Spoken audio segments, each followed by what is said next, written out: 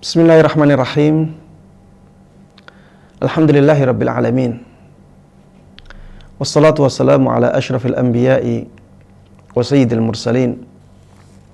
Nabiyyina Muhammadin wa ala alihi wa sahbihi wa man tabi'ahum bi ihsanin ila yaumiddin. Ikhwati wa akhwati fillah, a'azzani Allah wa iyyakum. Pada kesempatan kali ini kita akan membaca dan menjawab pertanyaan dari saudari kita Tati Daryati dari DKI Jakarta. Pertanyaannya, apa hukumnya perceraian karena keinginan pihak ketiga? Kami masih ingin bersama. Apakah harus rujuk atau nikah ulang, nikah siri?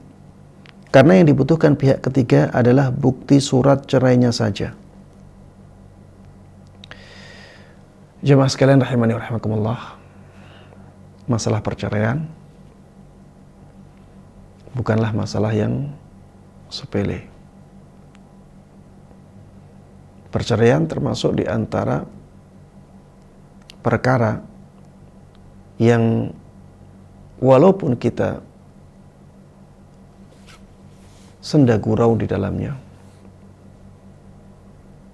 maka tetap dianggap sebagai orang yang serius.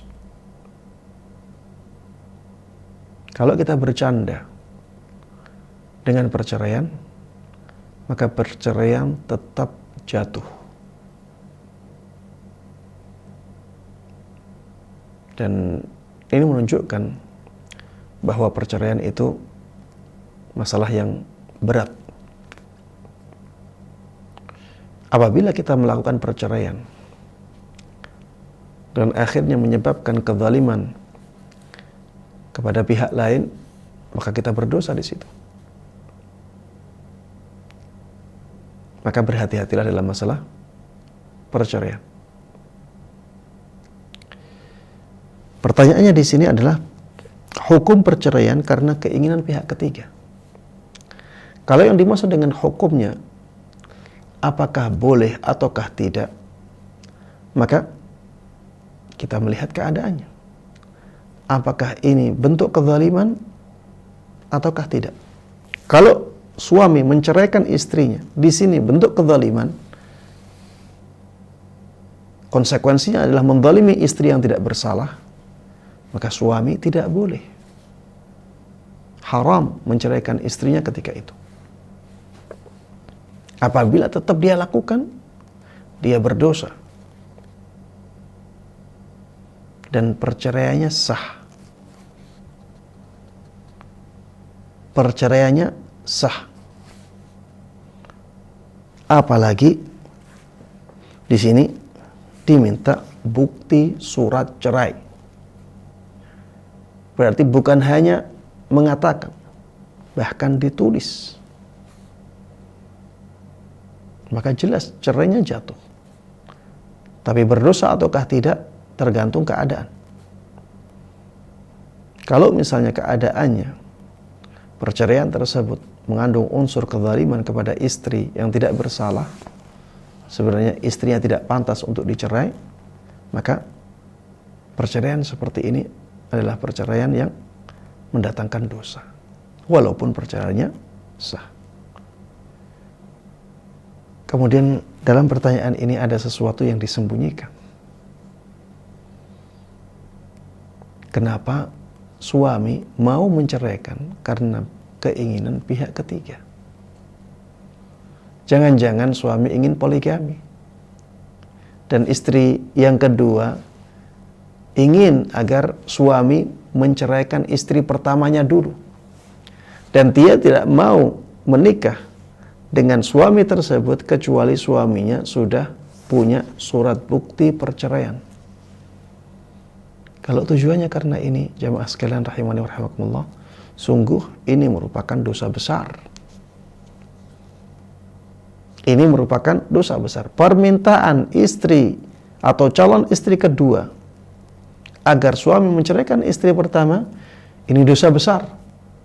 Ketika suami ternyata kong kali kong, bantu membantu, menyetujui rencana dosa besar ini, maka di sini ada ta'awun, ada bantu membantu dalam dosa besar, jadinya dosa besar juga. Ya, ini kalau latar belakangnya ingin poligami ya. Karena ada hadis khusus yang menjelaskan masalah ini. Saya tidak tahu ya apa yang disembunyikan dalam pertanyaan ini. Yang jelas ya, talak atau perceraian apabila sudah diucapkan kata-katanya atau dituliskan walaupun dengan canda, jatuh. Apalagi tidak dengan canda. Walaupun dengan pura-pura tetap jatuh. Apalagi tidak pura-pura. Kalau sudah keluar dari lisannya atau sudah ditulis di dalam kertas, maka talak jatuh. Apakah harus rujuk? Maka jawabannya ya, dalam masalah rujuk maka itu kembali kepada suami. Ya. Kalau dia ingin memperbaiki kesalahannya, maka tidak ada cara lain kecuali dengan rujuk. Ya. Dan lakukan pernikahan secara terang-terangan. Jangan pernikahan siri. Karena nantinya akan menjadikan istri tersebut terzalimi. Di zaman kita ini nikah siri sering dijadikan sebagai alat untuk menzalimi pihak yang lemah. Alat untuk menzalimi pihak yang lemah. Itu yang banyak terjadi. Saya tidak mengatakan bahwa nikah siri mutlak diharamkan. Tapi banyak orang-orang yang menggunakan nikah siri untuk menzalimi hak istri atau pihak yang lemah. Istri yang kuat ya tidak dinikah siri, tapi apabila istrinya lemah ya, maka dikasih bagian nikah siri. Itu yang banyak terjadi. Kalau tidak mampu poligami, maka jangan poligami. Tidak mampu poligami dengan cara yang baik, maka jangan poligami. Karena nantinya malah akan mencoreng syariat poligami itu. Sebagaimana sudah terjadi di zaman kita.